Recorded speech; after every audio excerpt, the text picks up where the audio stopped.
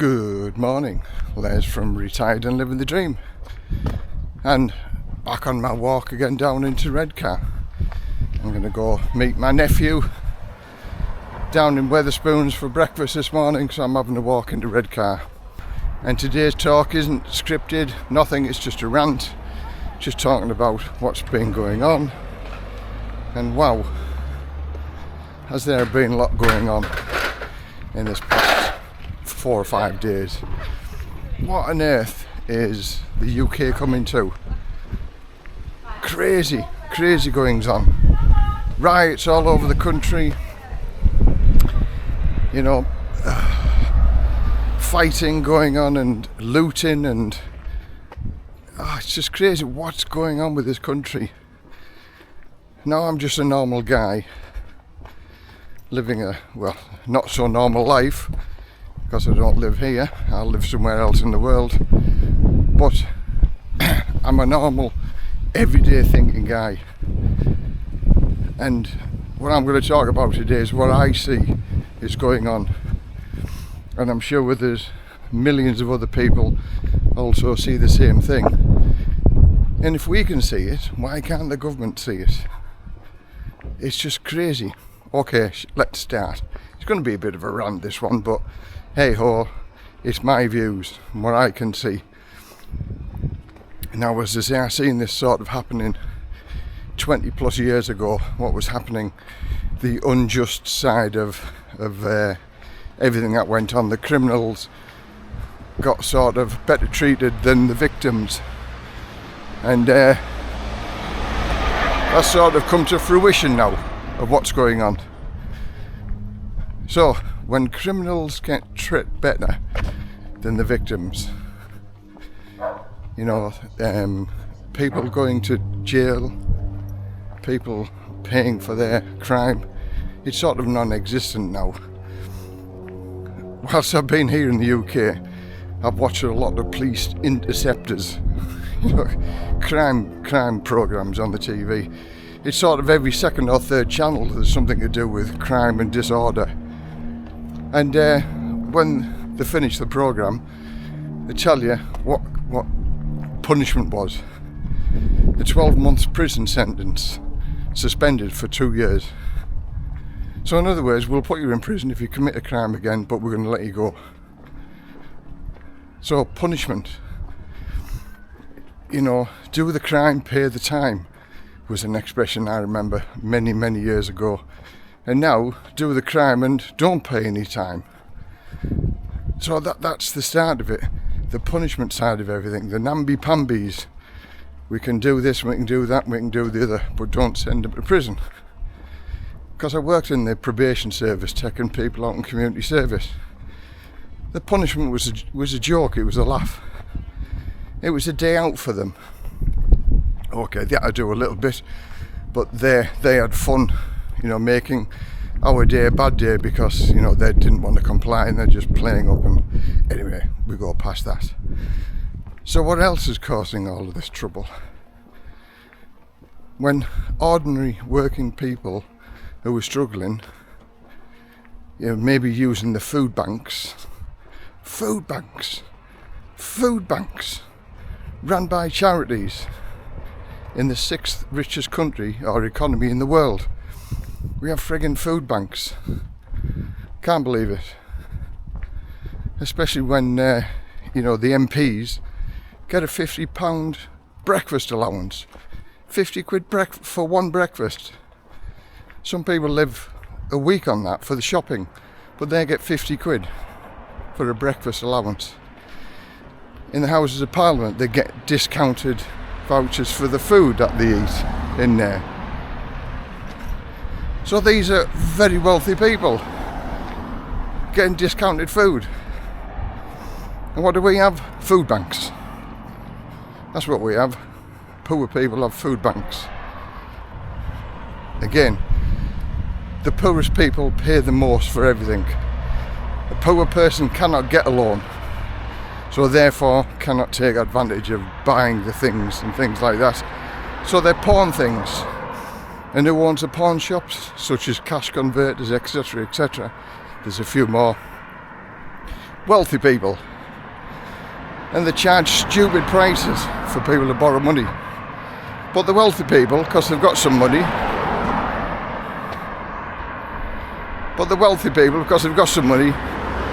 borrow money at next to nothing. But like poor people, 30, 40, 50%, Provident and things like that. You know, payday loans. All held by the wealthy people, all run by the wealthy people. Where's all the help for the poor people? Where's all the discounted loans? Okay, there's a lot of defaults and something like that. But you can start the loans early. You can start it with a little bit of money and just let them build up so that they know they're going to have cheap loans. The poor people pay for everything, exorbitant prices for everything. So can't the government see that eventually they're going to react, and they're going to, when they see other people doing what they're doing, and these foreigners that are coming up, I've got nothing against people coming to live a better lifestyle at all, because when all said and done, that's what I've done. I've looked somewhere else, and I've decided to move somewhere else because I feel I can get a better lifestyle, and for those that can do it, you know, should do it. But for those people who can't do it and they're in the system, then they've got no choice. But the choice is live in poverty, live with poor wages, 0 contract hours. That's no job security, that's slavery. So you can't get a loan with 0 contract hours, you can't get a mortgage with 0 contract hours. They drive the wages down for everybody by employing foreigners. Not to say that's a bad thing, because that's always happened. I remember people going to Germany, working in Germany, because they got better pay than they did in England. So it happens worldwide, even happens in Thailand. Thailand is a poorly paid. People work all day for about a tenner. But the Cambodians and people from Laos or Myanmar work for 8 quid or 7 quid, the equivalent in the Thai baht. So it happens worldwide. But when some person can, there was a documentary on, and I'll use this one documentary to sort of show you how stupid the system is and how we allow in the UK people to get away with this. It was a panorama programme. I think the guy was from Bulgaria or Romania, something like that. And he got his ticket to come and work here as a fruit picker. All legal, above board, you know, had his visas and everything else. So he got over to England, working on a fruit farm, getting paid above the minimum wage. This is going back a few years. But I still believe this still happens also.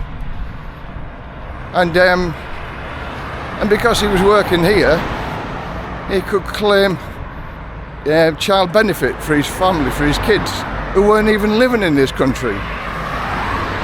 And he was getting £28,000 a year in benefits because he was working here as a fruit picker.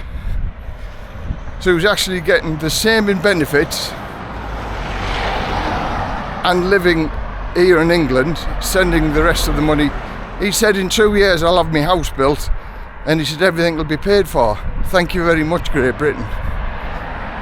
Now how can that be possible? How can that happen? £28,000 a year to a family that doesn't even live in this country. He sends all that money back to his home country. I've got to take my hat off to the guy who's done this, because he's milked the system. But he's milked the system legally. Now all of these foreigners that are coming over here, I've got nothing against them if they're living in fear of persecution and war and stuff like that. But have a look at this picture. These people are fleeing war-torn zones. They're living in tents. They're living on handouts that the government are going to give them. Do you think these people are saying, I want a 4-star hotel, I want 3 meals a day? They're just happy to get away from things like that. So why don't we have big tents? If it's good enough for other people to supply these things in other countries, why can't we do this? What gives them the right to question what the generosity of this government are doing? They're paying for 4-star hotels, 3 meals a day, a little bit of pocket money, free phones. It's just crazy. We giving them it for free. And already there's a backlog of people still growing under the Labour government. The winter fuel costs have been scrapped. Thin end of the wedge. Thin end of the wedge. Where they're coming for next. Again, it's the ordinary working people that'll end up paying the most, because pound for pound, if you're wealthy, you're still wealthy. Even with the tax cuts or the tax rises, things like that, a wealthy person is a wealthy person. But a poor person, every pound that's taken off them counts. Every pound. And this is what the government don't see. They live in their They live in their ivory towers, well away from all of this lot that what's going on. And in some ways, the riots, it's a demonstration, but they shouldn't be busting things up and smashing things up. They can do a demonstration without showing violence and, you know, thuggery and breaking things up. Because when all's said and done, who has to pay for all that lot? We have to pay for all of that lot. The taxpayer has to pay for everything to get replaced. The police cars that were torched, the police station that was torched. Not good, is it? So, for all of those people watching, you know, the riots are sending a big, big message to the government. And in some ways, this might be a more deterrent to stop people from coming over here than the Rwanda bill, because that just did nothing. But the threat of fear into these people, saying, hang on a minute, we move into a country that isn't friendly to us anymore now. That might have some way to stop people from doing it. I don't know. I know I'm just rambling here, but these are my thoughts as to what's going on. And the ordinary person can see this, but the government can't. So what's the answer? Fair. Being fair with everybody. Start off with the poor people. Give them a better standard of living. Because when all's said and done, it's not the wealthy people who are rioting in the streets, is it? You don't see them coming from their ivory towers chanting and shouting and saying, woe is me. It's the ordinary working people. Them are doing the work of everybody, because it's them people who are not very happy. Thanks for watching.